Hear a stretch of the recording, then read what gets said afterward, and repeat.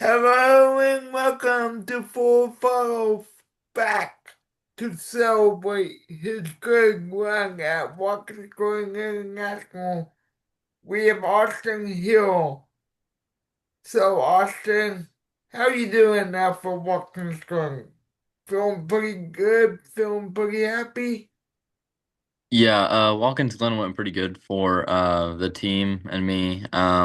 In practice, we blew up the motor and the transmission, so getting back out there for the race and not being, I guess behind was good. Uh, Lap 10, we broke the sway bar on the front, so kind of somewhat slowed us down for the rest of the race, but it truly kind of end up helping us because we were moving forward pretty fast there for those first 10 laps when the sway bar was working. And it probably would have put us right there in that wreck, that big wreck there towards the end of the race. So truly, it might have been sort of a blessing in disguise. We got up to 14th, but with the broken sway bar, we made a decision as a team that I guess going to the back of the field for the final restart there was going to be our best bet, just because I have to brake earlier with the sway bar being broke, and then sort of make it a longer braking zone. So. If the people behind us didn't know that my sway bar was broke, they would have been like right up on me and they could have hit me just because they'd be able to brake a little bit later. So, you know, we did our best with what we had.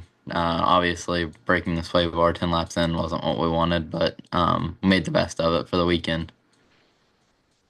So tell tell me, Austin, uh what what's the big I know you have this sway bar break on you, like you just said, but what's the big takeaway from the weekend?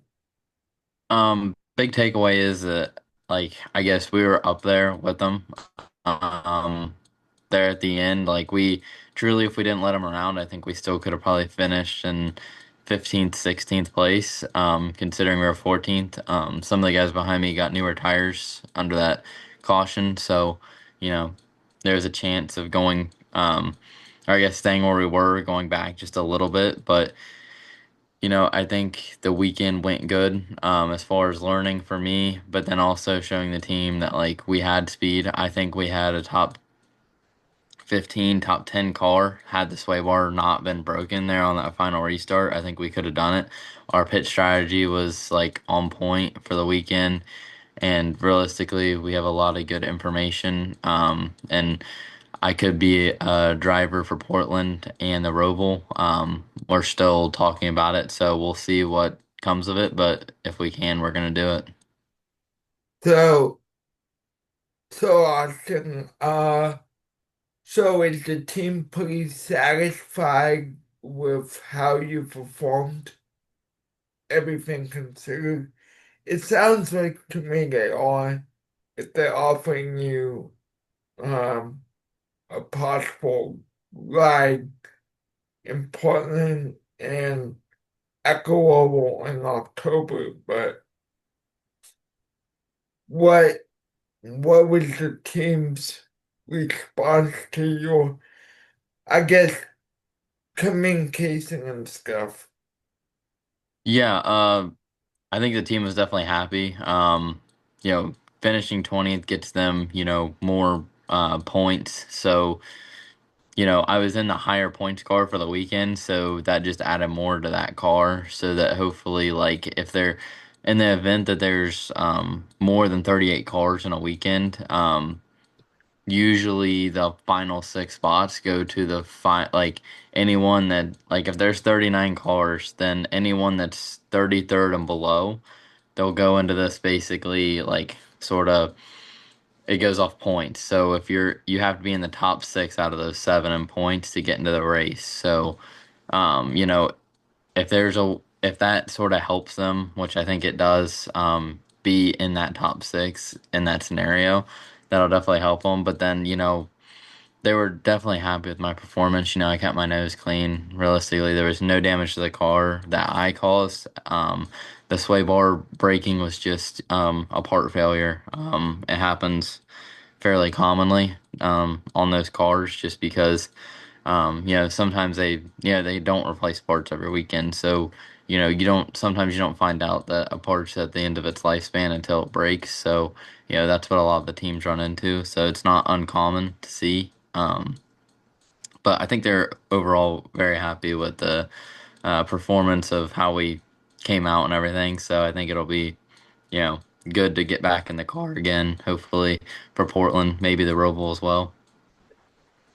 So I guess Austin, where do you go from here? I mean, where does Austin see itself next year and beyond?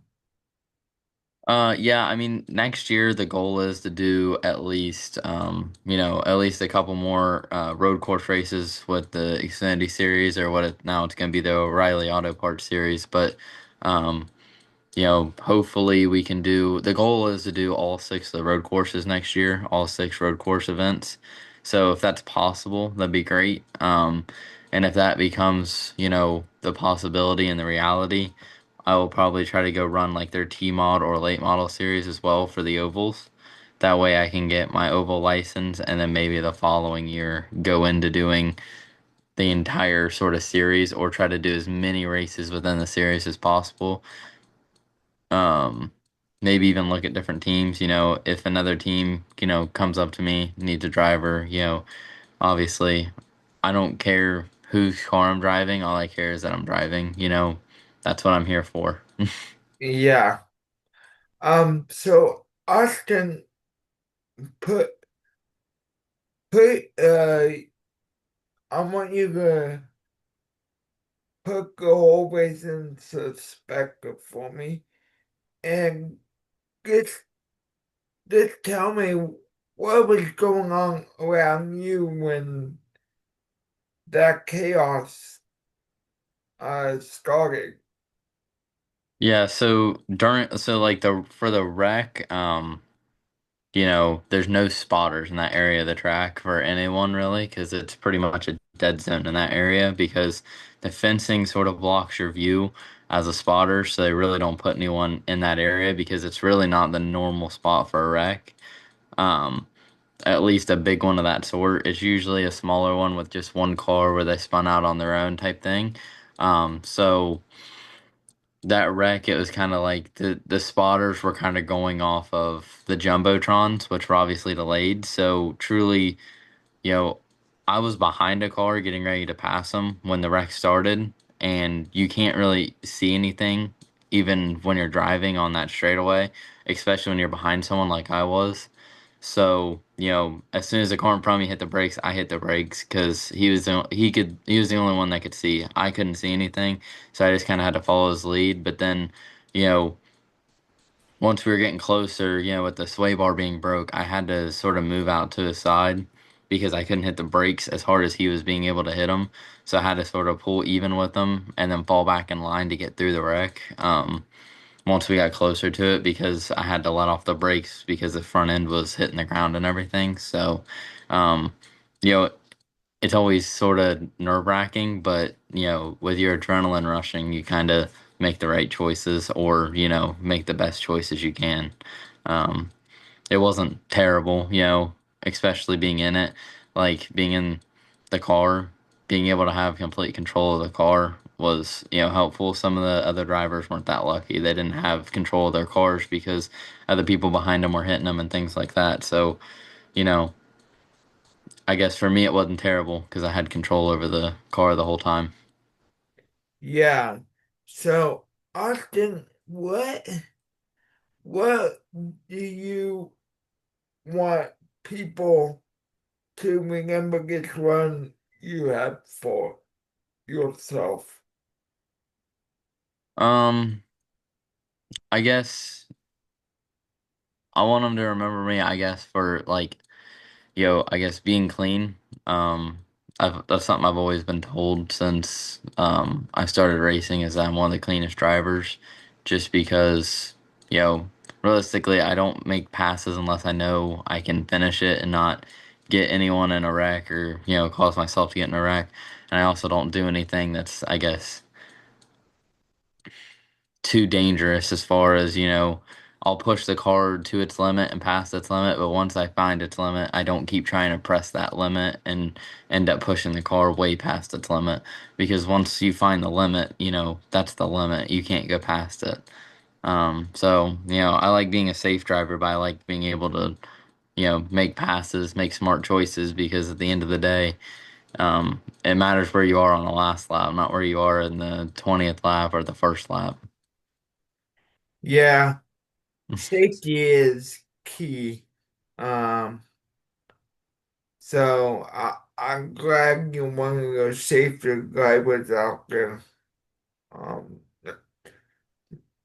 so, but no, it sounds like you had one heck of a weekend. And I thank you for coming on, giving us the update. Oh And yeah. I, I want to tell the viewers, the man emailed me uh, update on his finish in Austin. Like I said on the phone, I don't know if I said it um, on the phone or not, but you were the very first guest that I got on to personally email me and say, this is what we did, this is how we did. And that to me is telling me I'm doing the right thing here. Yeah. Yeah, thank you for having me on the show. Anything with social media and, getting exposure is good things. So, anytime I can make time for things like this, I always try to do it. You know, without family and friends and things like that, I wouldn't be where I am, I didn't I guess me and my family sort of work for where I've gotten. We own our own business, and so usually, like today, all I did today was work up there, do things for it all day long, because without it, I couldn't be doing this. Well, thank you for taking the time once again for Full Throttle with KP. Yeah, thank you for having me. Guess it's been Full Throttle with KP. Goodbye, everyone.